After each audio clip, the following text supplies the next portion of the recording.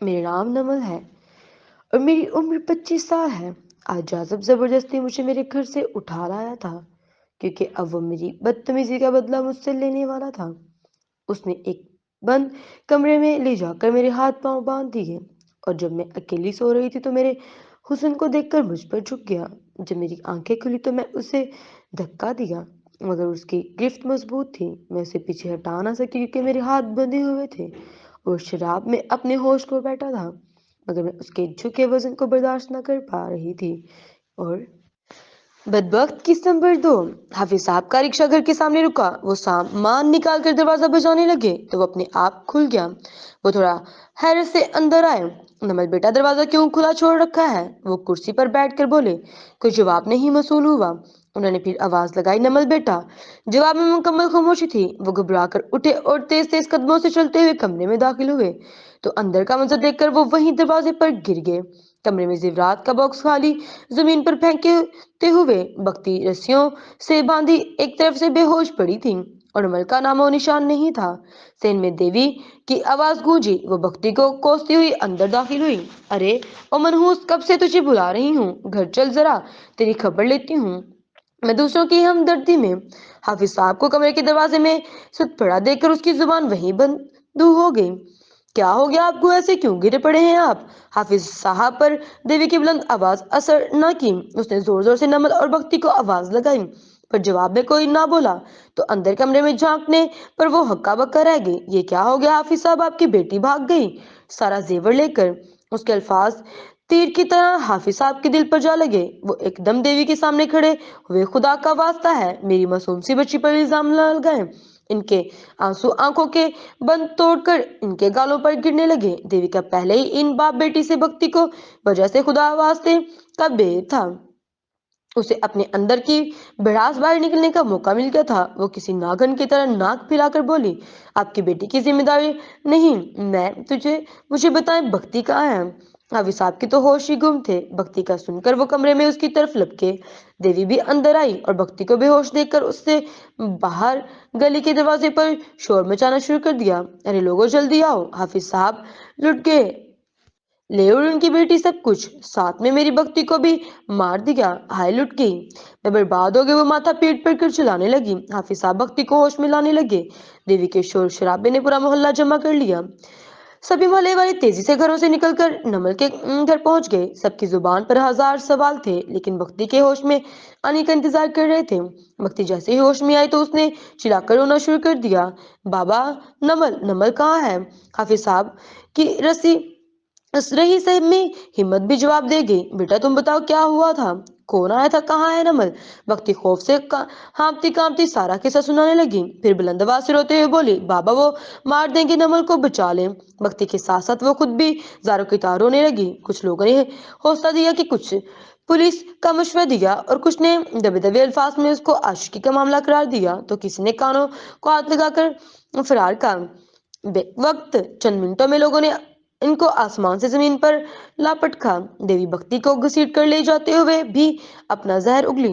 توبہ توبہ، اپنی پاک بی بی بنی پھرتی تھی۔ لوگوں کی آنکھوں میں دھول جھونکتے ہوئے ذرا شرم نہیں آئی اور بڑے ملا بنتے تھے، اپنی بیٹی سنبھالی نہ گئی، نام بڑا اور درشن چھوٹے۔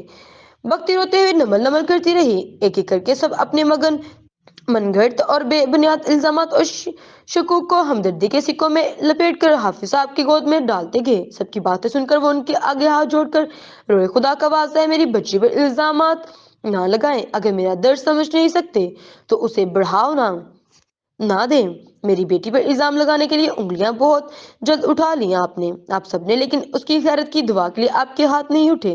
خدا را میری عزت کا جنازہ نہ نکالے۔ کچھ تو ان کی بات سن کر شرمندگی سے چلے گئے لیکن کچھ محلے والے رکے اور ان کے کندھے پر ہاتھ رکھا، اللہ سے اچھی امید رکھیں، آپ کی بیٹی ان ظالموں کی شر سے محفوظ رہے، آپ پولیس میں رپورٹ کر دیں تو بہتر ہو سکتا ہے، پولیس ان تک پہنچ جائے گی اور آپ کو بچی مل جائے گی، ہم آپ کے ساتھ ہیں، آپ کی بچی ہماری بھی بچی ہے اور آپ کی شرافت سے پورا محلہ واقف ہے، آپ حوصلہ رکھیں، ہم آپ کے ساتھ ہیں۔ ہر کوئی اپنی رائے اور مشورہ دینے لگا اور وہ سب سن کر بس ہاں میں سر ہلاتے ہوئے کچھ دیر کے بعد وہ سب بھی چلے گئے۔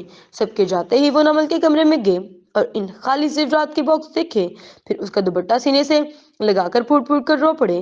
पल भर में ही क्यामत टूट पड़ी थी। इन पर इंसान को आने वाले वक्त का जरा भी अंदाजा नहीं होता कि खुशियां कैसे मातम में बदल जाती हैं।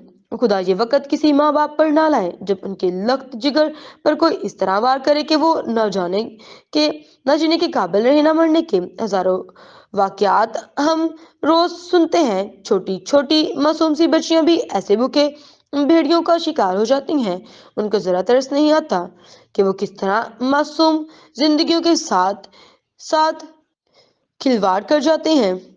एक वक्त है जब बेटी पैदा होने पर इन्हें जिंदा दफना दिया जाता था, और आज का दौर है कि जहाँ बेटियों को दफनाने से पहले नोचा और लूटा जाता है। अपनी वहशत का मासूम सी बच्चियों को बनाकर उनकी आबरू को, मासूमियत को पामाल किया जाता है, फिर मारकर किसी जानवर की तरह या तो कचरे के ढेर में फेंक दिया जाता है या किसी गटर के नाले से उनकी लाश मिलती है।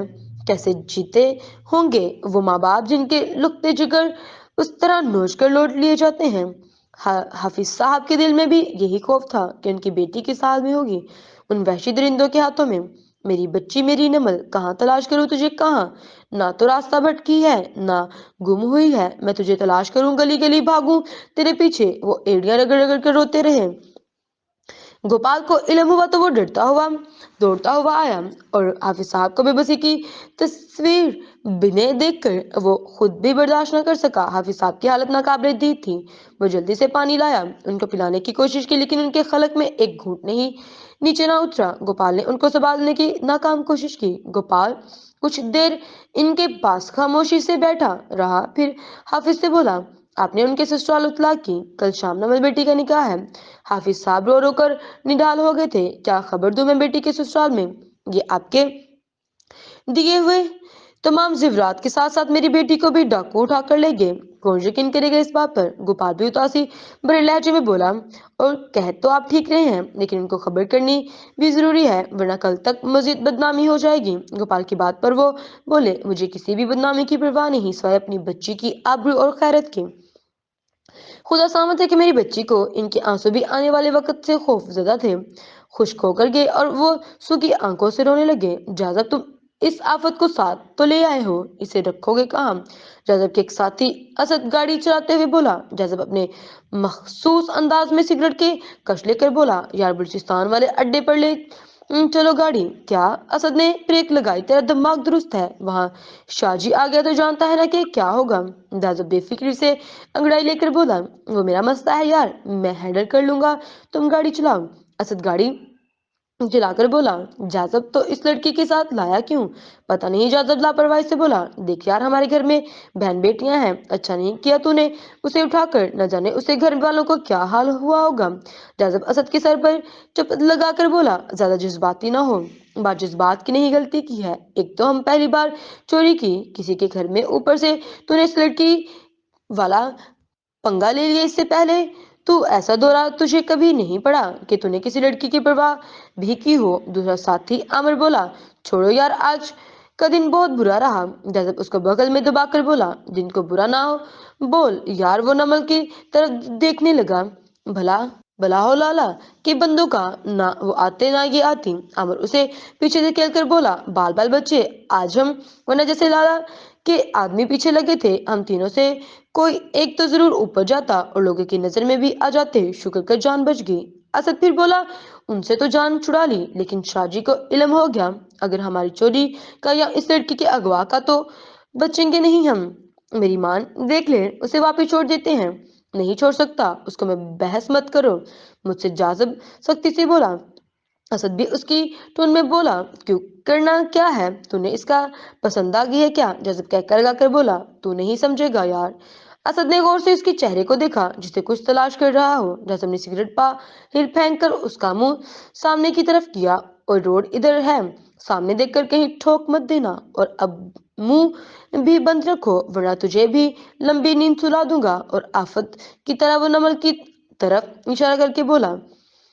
उसने खामोशी से सिगरेट पीते हुए गाड़ी की स्पीड बढ़ा दी। हाफिज साहब बाजमात नमाज पढ़ते थे, ना तो असर की नमाज में मस्जिद आए, ना मगरिब की कुछ पड़ोसी उनके घर गए तो हाफिज साहब होश से बेगाने जमीन पर पड़े हुए थे। वो उनको हॉस्पिटल लेकर पहुंचे तो इल्म हुआ कि उनको शदीद दिल का दौरा पड़ा है। उनको मोबाइल से कुछ नंबर तलाश करने पर उनकी आखिरी कॉल पर कॉल की गई, जो उनके होने वाले दामाद वली की थी। कुछ देर में वली अपने वालिद के साथ हॉस्पिटल में मौजूद था। दोनों की जुबानी कलामी बातें सुनकर वो परेशान हो गया। वली के वालिद से भी बर्दाश्त ना हुआ। उनकी तबीयत बिगड़ गई कि कल निकाह था और वे क्या मुंह दिखाएंगे। खानदान वालों को क्या हुआ, कहाँ गई उनकी बहू, क्यों हुआ अचानक अटैक वली के ससुर को। ऐसे ही बहुत से सवालों और नजरों के सामने उनका भी गिरना था। साथ में लाखों की कीमती जेवरात का दुख अलग था। वो बेटे को देखकर बोली, क्या वली ये सब, क्या कहेंगे हम खानदान वालों को, कितनी बदनामी होगी हमारी। वो रो पड़ी। पहले तो मुझे यकीन नहीं आ रहा था, मैं लोगों को कैसे यकीन दिलाऊंगी। नमल ने तो किसी पर भी रहम नहीं किया। वली उनको संभाल कर बोला, अम्मी सब कुछ ठीक हो जाएगा, आप हौसला करें। कैसे हौसला करूं बेटा, ये कोई मामूली बात नहीं। पूरा खानदान हंसेगा हम पर, लोगों की तरह की बातें करेंगे। किस किस का जवाब दोगी तुम और मैं। अम्मी, लोगों के भाड़ में आप दुआ करें, हाफिज अंकल को कुछ ना हो और नमल भी खैरियत से वापस आ जाए। वो सारा हाथों पकड़ कर बोली, बोली बेटा वो आ भी गई, वापस तो काबिल कबूल कहाँ होगी। बली उनको चुप करवाने लगा, बस कर दिया, मैं ये वक्त इन बातों का नहीं। वो फिक्रमंद लहजे में बोली, बेटा तुझे नहीं मालूम, अब आने वाले वक्त सिर्फ बातें सुनने का ही है।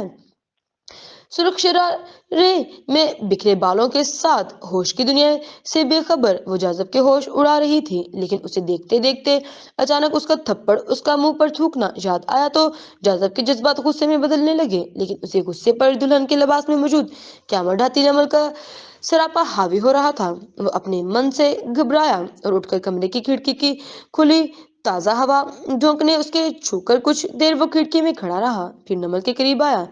जैसे ही नमल पर झुका तो उसके कुछ होश आया। पहले तो वो कुछ ना समझी और खुद पर झुके शख्स को देखने लगी। फिर पूरी आंखें खोलने और सब कुछ याद आने पर उसने गौर से जाजब को देखा तो धक्का देकर उसे खुद से पीछे करने की कोशिश की। लेकिन वो जाजब था, उसे फौरन से काबू किया। नमल उसके इतने करीब थी कि वो उसकी तेज होती धड़कनों के धक धक बआसानी सुन रहा था। नमल खौफजदा होकर खुद को छुड़ाने लगी, पर नाकाम। जिस तरह जाजब उसे काबू करके उस पर झुका हुआ था, वो हिल भी नहीं पा रही थी। वो उसके दोनों हाथ सख्ती से दबोच कर बोला, इसी हाथ से थप्पड़ मारा था ना। फिर दूसरे हाथ से उसका मुंह जबड़ों से पकड़कर बोला, और थूक उसी मुंह से फेंका था ना। नमल रो पड़ी और कपकपाती आवाज में बोली, मैं पाँव पकड़ कर माफी मांगती हूँ, तुमसे माफ कर दो। उसकी बड़ी बड़ी गोल्डन आंखों से टपकते आंसू एक एक करके जाजब के दिल पर गिरने लगे और पल भर वो गुमसा हो गया उसके भीगे नैनों और भीगी पलकों में। वो फिर गिड़गिड़ा कर बोली, खुदा का वास्ता छोड़ दो मुझे। जाजब ने उस पर गिरफ्त ढीली की तो वो फौरन खुद को छुड़ा कर पीछे हटी। वो एक टक उसे घूरते हुए बोला, बस इतनी सी हिम्मत ही तुम में, अगर मर्द का मुकाबला नहीं कर सकती तो देवी मत बना करो। मट के थप्पड़ मारने का अंजाम जानती हो ना। वो फिर उसके करीब हुआ और खौफ के साथ साथ निमल की आंखों में नफरत और गुस्सा भी था। वो फौरन चिल्लाकर बोली, देखो मेरे पास मत आओ वरना। उसके धमकाने पर जाजब जोर जोर से हंसा और दिल ही दिल में बुड़बुड़ाया, रस्सी जल्दी पर बल नहीं गया। वरना क्या, क्या करोगी तुम, मेरे से थप्पड़ मारोगी और थूकोगी। नमल ने घबरा कर ना के बजाय हाँ में सर हिला दिया तो जाजब का गुस्सा आ गया। और अब की बार ये बात भी ज़हन में रखना, कहीं ऐसा ना हो कि अपना ही थूका चाटना पड़ जाए। नमल बा आवाज जोर पड़ी। इतने में दरवाजे पर आमिर दस्तक देकर झट से अंदर आया। ओए मजनू की औलाद, बाहर शाहजी आया है, कर उसका कोई बंदोबस्त। अब जाजब जल्दी से उठा और इधर उधर कुछ ढूंढने लगा। नमल ने पहले तो उसे देखा, फिर आहिस्ता से बेड से उतरी और शरारत संभाल कर बाहर भागी। जारी है, लाइक से कमेंट जरूर देना।